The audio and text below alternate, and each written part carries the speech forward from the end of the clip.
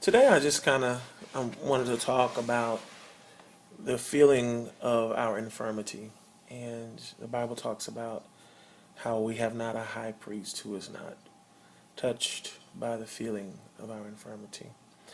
The church, in its very well-intentioned motivation to provide some sense of grounding, solidarity, logic, because we were in this kind of enlightenment and stage where science, for the most part, ruled. And so much of our practices and the understanding of our faith became the derivative of what we now operate in, which is this dualism between mind and body, emotions and reality. And then we also end up creating this dichotomy with our faith, where it's either faith or emotions. And I don't believe that those two operate exclusively in that way. Um, I think that the truth actually is that you need your feelings, you need your emotions, and you need to experience them.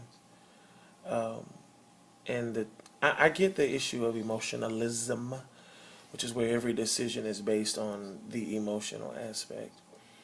I'm reading a book by Daniel Goleman, and he's dealing with emotional IQ, and he talks a little bit about from an evolutionary perspective, if you embrace it. If not, you can look at it from a creationist perspective, that as God creates all of these lower ordered mammals and animals, reptiles, that in his design and structure, his infinite wisdom, he took those lower ordered organisms and beings and life forms, and as he moved his way up to mankind, crowned a little lower than the angels, he had fully developed his capacity for reason and the emotional aspect of that man, similar to the other animals and life forms in creation, as far as animals, mammals, and reptiles, and I don't know what those are called. But anyway, this is instinctive part of ourselves wrapped in our emotions.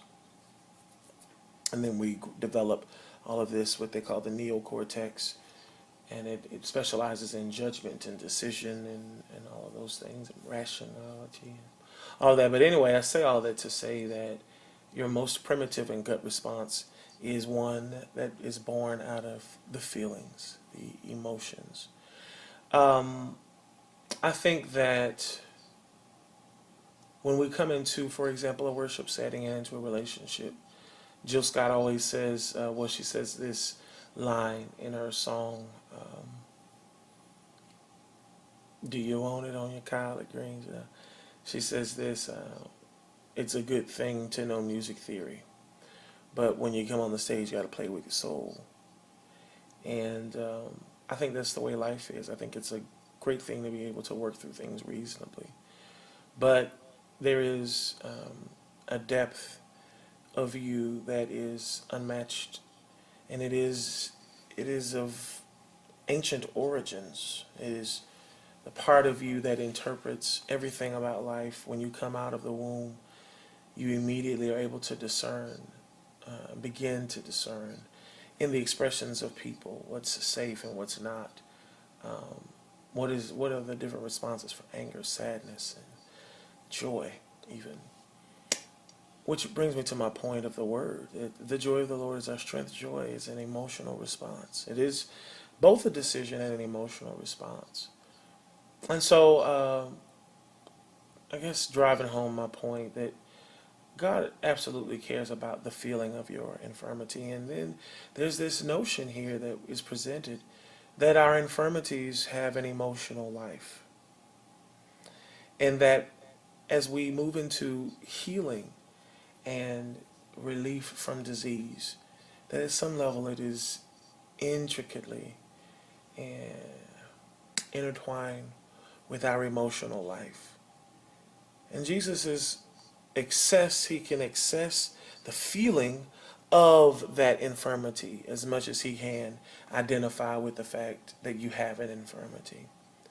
It's a beautiful idea and a lot of implications for prayer, discovery, and healing.